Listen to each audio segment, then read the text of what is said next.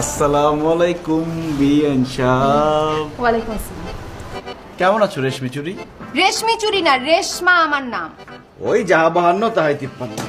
জি না, যাহাই 52 তাহাই 52, যাহাই 53 তাহাই 53।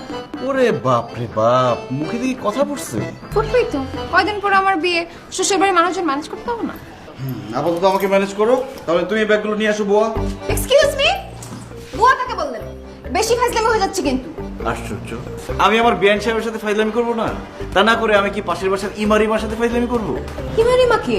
যাই হোক, খিদায় পেট চুচু করছে, তাড়াতাড়ি খাবার রেডি করো বুয়া। আসো। আবার যদি আমাকে বুয়া বলেন না, আপনার কিছু খবর আছে। বুয়া বুয়া বুয়া।